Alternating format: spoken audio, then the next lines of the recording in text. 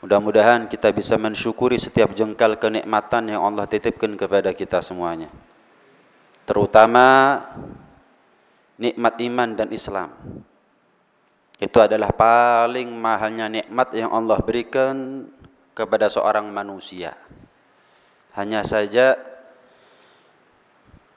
kita perlu bertanya kepada diri kita sendiri. Sekuat apa iman kita punya?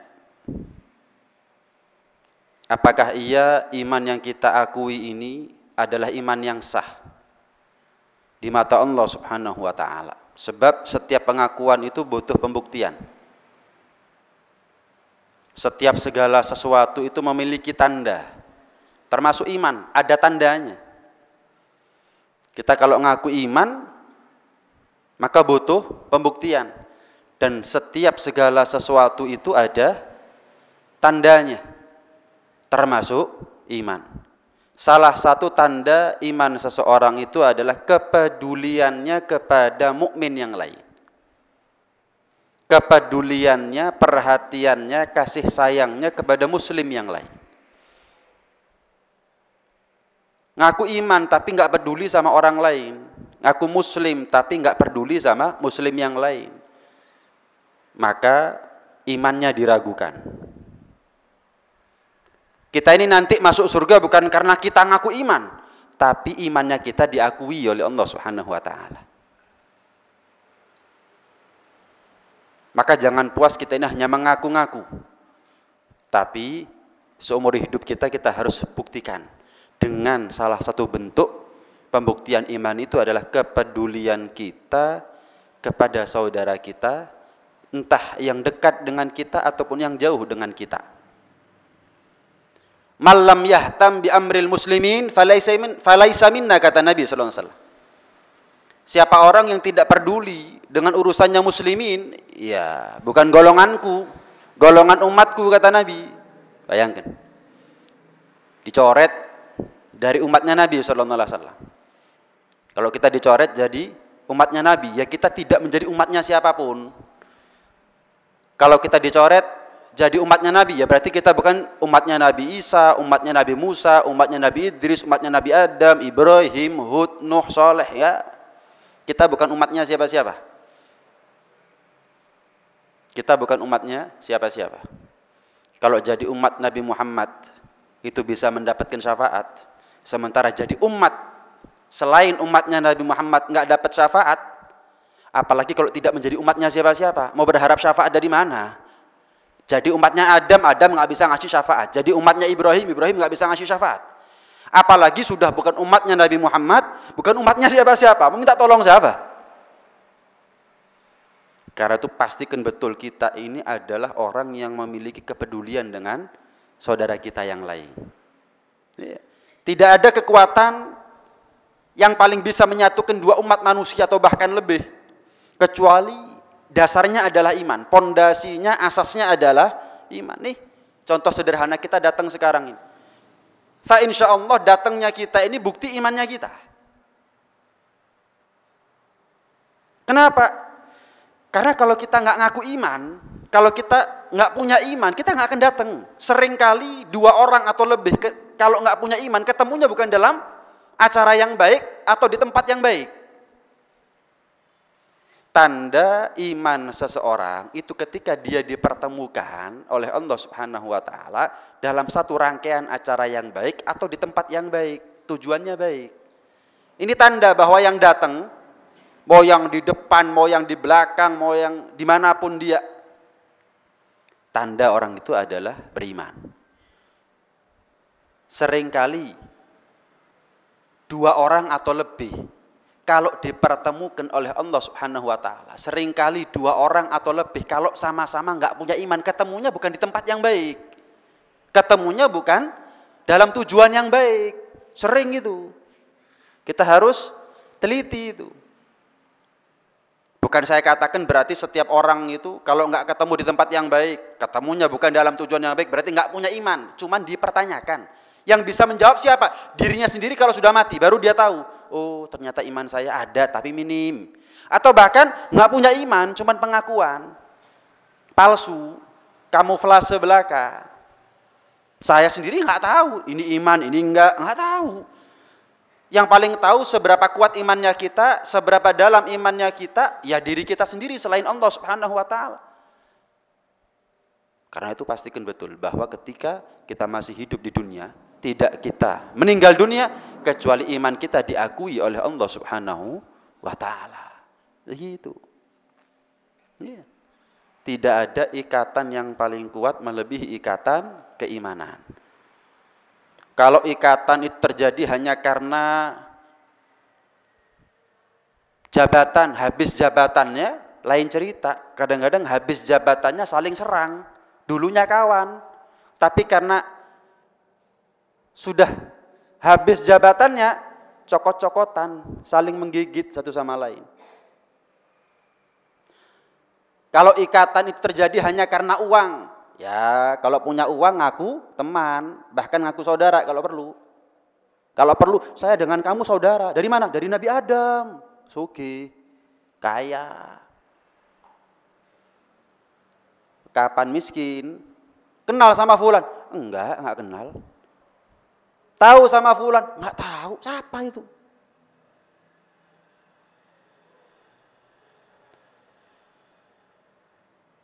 Kalau ikatan itu bukan karena iman, sifatnya fana. Sifatnya sementara. Habis jabatannya, habis manfaatnya, habis duitnya, selesai. Tapi kalau iman yang menjadi asas pondasi suatu pertemanan, silaturahmi, maka bukan hanya di dunia tapi sampai di akhirat. Nih, Anda datang itu memberikan manfaat kepada orang lain. Jelas, kedatangan kita semuanya ada di sini bukan hanya manfaat buat kita di dunia. Ilmu ini manfaat di dunia, tapi majelis ini bukan hanya manfaat di dunia, tapi sampai ada di akhiratnya Allah Subhanahu wa taala. Ikatan iman itu awet. Pastikan kita ini cinta kepada seseorang, mau itu orang tuanya kita, anak istrinya kita, karena Allah, bukan karena hartanya, jabatannya dan lain sebagainya. Fana, sementara. Pastikan juga kalau ada orang ngaku cinta kepada kita, bukan karena jabatannya kita mungkin, bukan karena popularitasnya dia mungkin, bukan karena hartanya dia mungkin, bukan, tapi karena Allah. Sehingga kita tidak hanya dimanfaatkan belaka. Nah, Allah Subhanahu wa taala berfirman dalam Al-Qur'an, innamal mu'minuna ikhwah. Mukminin satu sama lain ini adalah saudara. Al-muslim akhul muslim. Saudara. Kadang-kadang hadirin, saudara yang tidak sedarah itu punya ikatan yang kuat lebih daripada saudara yang sedarah. Entah apapun karena penyebabnya. Tapi kalau penyebabnya adalah iman, manfaat. Bukan hanya lebih kuat, tapi manfaat. Iya, kadang-kadang satu orang itu lebih akrab sama temannya daripada sama saudaranya. Lebih akrab sama sahabatnya daripada sama orang tuanya. Padahal antara dia dengan temannya atau sahabatnya nggak punya hubungan darah. Entah itu karena iman ataukah tidak. Tapi kita ini nggak punya hubungan darah satu sama lain. Tapi kalau kita ketemu sekarang karena iman lebih kuat. Mungkin yang menolong kita nanti di akhirat bukan orang yang punya hubungan darah dengan kita. Mungkin bukan orang tuanya kita, mungkin bukan anaknya kita, mungkin bukan kakak adiknya kita, mungkin bukan suami istrinya kita. Tapi yang menolong kita nih orang-orang nggak punya hubungan darah satu sama lain. Saya dengan Anda nggak punya hubungan darah, nggak ketemu nasabnya. Tapi walaupun kita tidak memiliki hubungan darah, kita punya ikatan batin yang kuat karena dasar iman. Nah, mungkin nanti di akhirat kita akan saling menolong. Ketika orang-orang yang punya hubungan darah dengan kita nggak peduli sama kita, datang pertolongan dari orang yang nggak punya hubungan darah dengan kita, tapi mereka saling mencintai satu sama lain karena iman. Manfaat bukan hanya lebih kuat, tapi manfaat. Gitu. Iya. Allah Subhanahu wa taala dikatakan oleh Nabi SAW, idza garaballahu bainal qulub, Allah itu kalau sudah merekatkan menjalin hubungan antara hati manusia dengan hati manusia yang lain. Lam yuzahzihha syai'un, tidak akan bisa digoyang oleh suatu apapun. Nggak akan bisa dirobohkan, diruntuhkan oleh suatu penyebab apapun. Beda kalau yang mendekatkan satu dengan yang lain bukan karena Allah, tapi karena materi, harta, popularitas, jabatan. Nah, kapan hilang materinya, jabatannya, ya pisah, goyang, runtuh, roboh. Tapi kalau kita ini saling dicintakan oleh Allah Subhanahu wa taala, bukan oleh harta, oleh jabatan dan lain sebagainya, nggak akan bisa goyang. Kenapa? Mana mungkin kalau sudah Allah punya karep, Allah punya keinginan, kemudian manusia punya keinginan yang kalah keinginannya Allah, nggak mungkin. Makanya Allah Subhanahu wa taala berfirman dalam Al-Qur'an, "Lau anfaqta ma fil ardi jami'a ma allafta baina qulubihim." Kalau perlu dunia beserta isinya ini kamu jadikan alat untuk menyatukan manusia satu sama lain. Tapi kalau Allah nggak mau, maka tidak akan terjadi kedekatan antara satu manusia dengan manusia yang lain. Kita punya kekayaan dunia beserta isinya, kita manfaatkan itu kekayaan untuk menjalin hubungan satu sama lain. Tapi kalau Allah nggak mau, nggak bakal jadi itu jalinan, nggak bakal jadi itu jalinan. Allah lebih kuat kemauannya daripada kemauannya manusia. Allah kehendaknya lebih kuat daripada kehendaknya manusia. Bahkan Rasulullah SAW memberikan analogi atau gambaran tentang keadaan satu saudara dengan saudara yang lain. Mathalul akhawaini kamathalil yadain. Permisalan dua saudara seiman itu sama seperti permisalannya dua tangan. Yang kalau satu kotor maka yang membersihkan tangan yang lain. Bahkan dalam riwayat yang lain sama seperti mata dengan tangan. Kalau mata ini menangis, maka yang bisa membuatnya reda dari tangisannya itu adalah tangannya. Yang bisa membuat dia reda dari tangisannya itu adalah tangannya. Yang bisa menghapuskan air mata yang keluar dari matanya itu adalah tangannya.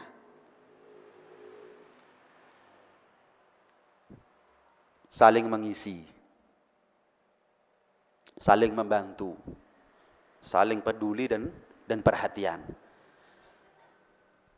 Wa kamathalil bunyan yashuddu ba'duhu ba'dha. Sama seperti bangunan, saling menguatkan satu sama lain. Semen dengan karakternya, batu dengan karakternya, pasir dengan karakternya. Tapi kalau sudah jadi bangunan, saling mengisi itu semuanya. Ya, bahkan barang yang tidak berbentuk, tapi kalau sudah jadi pondasi dari suatu bangunan itu paling penting itu. Batu bata bentuknya jelas. Tapi kalau rongsokan, apa namanya ini? Geragal ya. Apa geragal bahasa Indonesia ini?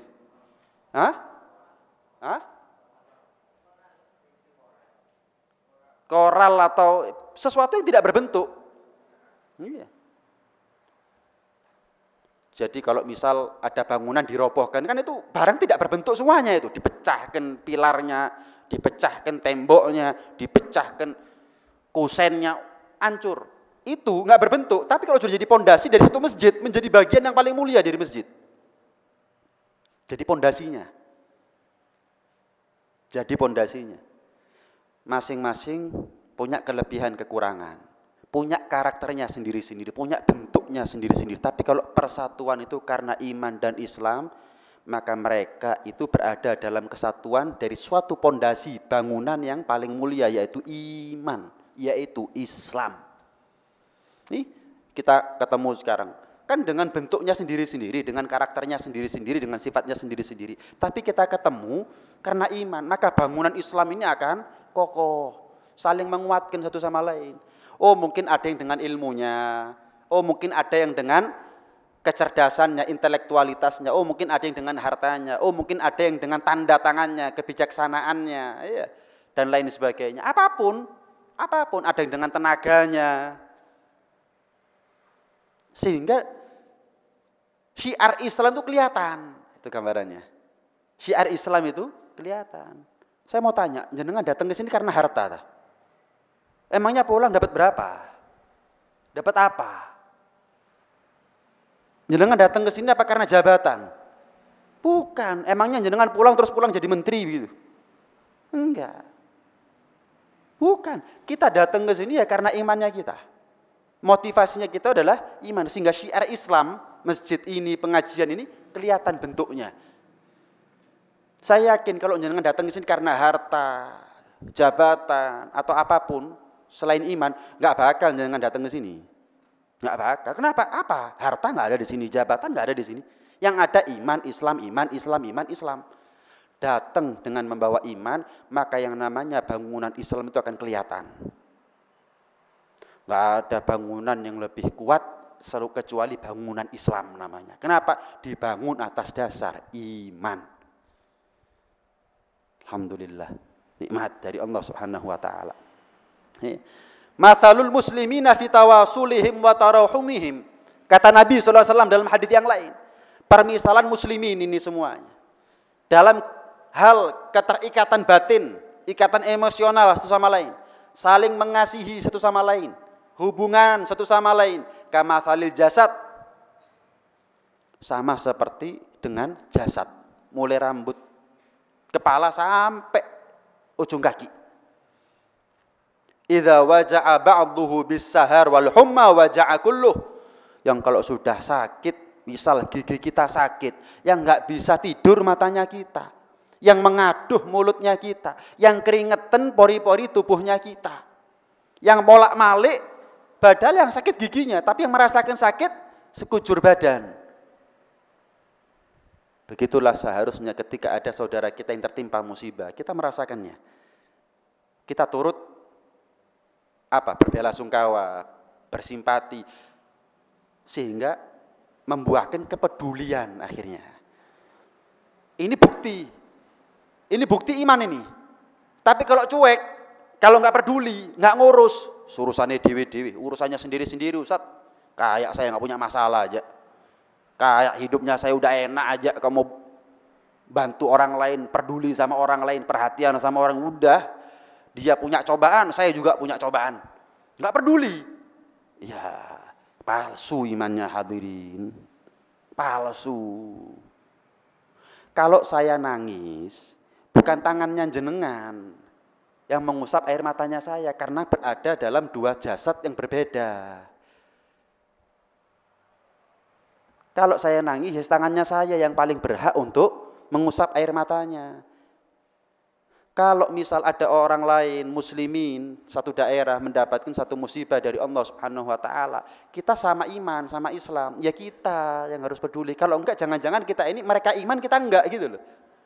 Dua hal yang berbeda, jangan-jangan.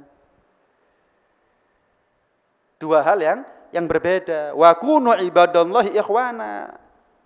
Jadilah kita ini hamba-hamba Allah yang bersaudara. Karena itu, ya, pastikan betul bahwa kita ini peduli dengan apapun yang Allah berikan ujian kepada saudara kita, baik yang dekat maupun yang jauh. Contoh Palestina misalnya. Coba nanti pulang terus merenung, apa yang sudah kita lakukan untuk mereka? Seakan tok, seakan yo, terus manfaat buat mereka. Kesian saja. Apa manfaatnya kesiannya kita untuk mereka? Kalau tidak membuahkan apa-apa. Bahkan doa saja enggak. Iya, kasihannya palsu itu namanya hadirin. Kasihannya cuman palsu. Anda kira mereka itu akan menang kalau cuma bantu share? Enggak. Apa yang bisa kita lakukan lebih daripada itu? Minimal adalah doa. Kenapa? Jarak yang jauh. Minimal adalah doa. Ad-du'a silahul mu'min. Doa itu senjatanya orang yang beriman. Jangan ngaku iman kalau tidak berdoa. Ini juga tanda bukti keimanan seseorang. Orang itu kalau banyak doa berarti dia adalah mukmin. Hadirin, yang namanya senjata, apapun senjatanya, misal pedang. Pedang itu butuh kedekatan jarak untuk manfaat melawan musuh. Jelas ya? Pistol itu butuh jarak untuk bisa manfaat melawan musuh. Iya, lah kalau jaraknya 10 kilo ditembak, ya nggak bisa, nggak manfaat. Sekalipun rudal, sekalipun nuklir juga begitu, tetap butuh yang namanya jarak. Tapi kalau senjatanya mukmin itu bukan itu. Adalah apa? Doa. Doa nggak butuh jarak. Doa nggak butuh jarak. Kita minta sama Allah, selebihnya urusannya Allah Subhanahu wa taala. Wa alaina nasrul mu'minin, kata Allah. Sudah menjadi kewajibanku Allah Subhanahu wa taala untuk menolong mukminin dimanapun mereka berada. Sudah menjadi kewajibannya Allah Subhanahu wa taala. Itu janji dan jaminannya Allah Subhanahu wa taala. Cuman suatu saat ketika Palestina itu terlepas dari penjajahannya, ketertindasan mereka diangkat oleh Allah Subhanahu wa taala. Pastikan betul ketika Islam itu jaya, menang, kita punya andil. Kita punya peran. Jangan sampai ketika Islam ini menang, Palestina merdeka, kita nggak pernah punya andil dalam kemenangan itu. Doa saja enggak. Cuman rasa iba nggak manfaat. Nggak manfaat. Mereka nggak butuh rasa ibanya kita, butuh doanya kita minimal. Minimal. Karena kita untuk membantu lebih daripada itu nggak segampang itu. Donasi ini nggak segampang itu. Saya juga bingung sebetulnya. Apakah bisa itu disalurkan kepada mereka dalam waktu yang cepat? Karena ini nggak segampang itu gitu loh. Nggak segampang itu. Kita transfer ke orang yang jelas, tapi orang ini transfer kemana? Nggak tahu. Nggak tahu. Jadi nggak gampang buka donasi itu nggak gampang. Kenapa? Aksesnya kemana? Apakah bisa ditransfer? Kemudian orang sana amanat apa enggak? Kan saya diamanati uangnya orang, jangan sampai nyampe ke orang yang nggak amanat. Saya nggak tahu. Nggak segampang itu. Apalagi kalau transfernya berupa bantuan fisik, ya, apa misalnya obat-obatan. Memangnya begitu mudah akses untuk sampai ke Palestina? Enggak. Perlu, cuman pastikan betul bahwa itu bukan sifatnya insidental, terkumpul sekian miliar, terus maaf ternyata nggak bisa sampai lah kan? Seharusnya dipikir dulu begitu loh. Jangan sampai uang terkumpul tapi mandek. Dipikir. Saya mau tanya. Yang lebih penting buat kita mana? Doa apa donasi? Doa. Donasi penting, tapi asal jelas. Itu saja maksud saya. Tapi donasi nggak doa, keliru. Harus doa. Kenapa? Ini ikhtiar batin ini. Donasi ini aksesnya nggak segumpang gitu. Tapi kalau doa nggak ada akses langsung antara kita sama Allah Subhanahu wa taala. Nggak butuh transfer, nggak butuh orang ini bisa amanat apa nggak ada. Tahajud tengah malam, ya Allah, berikan kemenangan kepada saudara kami di Palestina. Loh, apa susahnya? Nggak ada. Kalau donasi ini jangan-jangan uang kita mandek. Jangan-jangan uang kita disalahgunakan karena kita nggak tahu. Meksaken ya hanya karena kirim. Tapi kita nggak tahu gitu loh, segampang apa. Bukan saya ini melemahkan upaya orang-orang untuk berdonasi, bukan itu maksud saya. Maksud saya adalah pastikan bahwa Anda menghimpun donasi itu atas dasar amanat dan kejelasan. Jangan sifatnya berhasil saya kumpulkan uang sekian miliar, tapi kemana? Kapan nyampainya?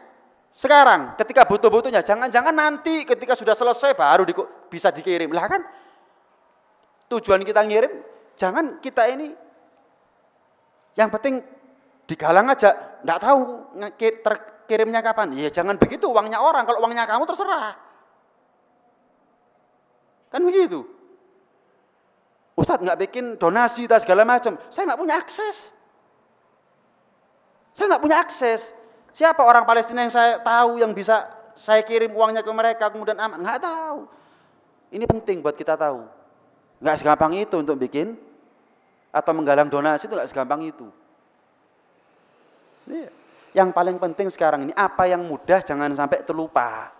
Apa itu? Doa. Itu senjatanya kita, nggak butuh jarak, nggak ada susahnya itu, nggak mungkin terhambat di tengah jalan, itu nggak mungkin. Doa, cuman doa itu akan gobul kalau taat. Lah kalau tahu nggak yang membuat Islam ini lemah kenapa? Karena musuh, senjatanya mereka, bukan karena umat Islamnya nggak taat. Berapa kali dalam sejarah Islam membuktikan bahwa menang itu bukan karena senjata, menang itu bukan karena tunggangan, tank misalkan, kalau dulu itu misalkan kuda, onta, atau gajah, enggak. Berapa kali dalam sejarah Islam membuktikan bahwa bukan karena jumlah, tapi ketakwaan. Ketakwaan. Tiangnya agama ini apa sih? Sholat. Apa harta? Bukan, sholat. Bantu tapi nggak sholat. Ya begini-begini juga. Keadaannya nggak akan berubah hadirin. Karena orang salah memahami. Tiangnya agama ini sholat. Sing nulung kudu sholat, sing ditulung kudu sholat. Menang iki agama. Kalau enggak ya cuma sekedar jadi bangunan, jadi sasaran musuh, nggak lebih daripada itu. Uang donasi kita kirim, jadi ini, jadi itu, tapi setelah dapat berapa tahun, musnah lagi, hancur lagi. Kenapa? Mungkin yang bantu nggak sholat, yang dibantu juga nggak sholat. Harus kita paham. Anda kira mujahidin itu nggak sholat mereka para sahabat? Sholat. Jadi pastikan betul bahwa kita ini orang-orang yang takwa kepada Allah Subhanahu wa taala. Allahu fi aunil abdi maka al abdu fi auni akhihi. Allah itu dalam keadaan membantu seseorang selagi dia mau membantu orang lain. Nah, hasil apa yang terjadi di mana Palestina sekarang ya sunnatullah sudah. Sunnatullah. Cuman itu tadi ketika janji Allah itu tiba, menang Palestina, merdeka, Israel dibinasakan Yahudi oleh Allah Subhanahu wa taala, Islam jaya, kita punya peran saat itu. Aku melok nandur, saya ikut menanam walaupun panennya mungkin setelah kita mati. Bisa dipahami ya? Yang penting sekarang kita hidup menanam. Panennya kapan itu urusannya Allah Subhanahu wa taala. Tapi ketika panen, saya dapat pahalanya. Saya dapat pahalanya.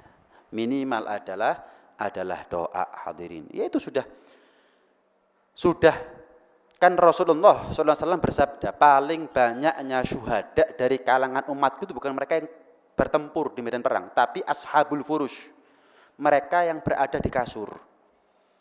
Rakyat Palestina menjadi syuhada antara yang berperan face to face, duel langsung dengan musuh Yahudi, tembak-tembakan, dengan yang meninggal di rumah sakit, di rumah, di pasar.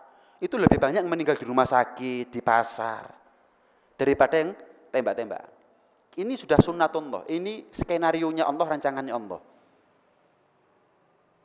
Tidak datang satu anugerah kecuali ujian. Murid itu diuji, itu tandanya dia akan mau diberi titel. Mereka rakyat Palestina untuk mendapatkan gelar syuhada, ya inilah ujiannya mereka. Inilah ujiannya mereka.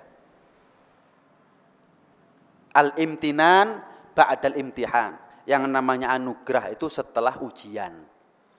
Allah itu kalau cinta kepada suatu penduduk negeri, Allah berikan ujian hebat sama mereka. Inilah tanda bahwa negeri Syam, termasuk Palestina di situ ada negeri yang dicinta sama Allah. Yang sampai sekarang ditindas mereka. Tumpah darahnya mereka, direbut hak-haknya mereka. Itu ujiannya mereka, tapi ujian bukan karena Allah benci. Tapi untuk mendapatkan gelar syuhada. Dan paling banyaknya syuhada umat Nabi SAW itu adalah mereka yang meninggal di, tahu-tahu anak kecil main-main di bom meninggal, yaitu ini syuhada. Tahu-tahu enak-enak tidur di rudal meninggal, ya ini syuhada. Lebih banyak yang meninggal seperti ini. Bukan mujahidin yang secara langsung berhadapan dengan tentara Israel, bukan. Banyak, tapi lebih banyak yang meninggal di kasur, meninggal di jalanan, meninggal dalam keadaan tidak berperang itu. Memang sesuai dengan hadisnya Nabi. Sesuai dengan hadisnya Nabi. Paling banyaknya syuhada dari kalangan umat bukan yang perang melawan musuh, tapi ya mereka yang meninggal dalam keadaan tidak berperang. Seperti di Palestina. Banyak jatuh korban bukan karena perangnya di medan perang, tapi mereka yang tidak tahu apa-apa, kemudian ditembak, dibom, dirudal, dan lain sebagainya meninggal. Ya ini, ashabul furush. Mereka yang meninggal tidak di medan perang. Mungkin di kasur-kasurnya mereka, dan lain sebagainya. Enak-enak tidur, kemudian dibom, dirudal, ditembak, itu. lebih banyak seperti itu. Itu hadisnya Nabi itu memang. Itu hadisnya Nabi. Ayo buktikan kepedulian kita. Buktikan kepedulian kita sebagai orang yang ngaku iman kepada saudara kita yang ada di Palestina. Dengan apa? Doa.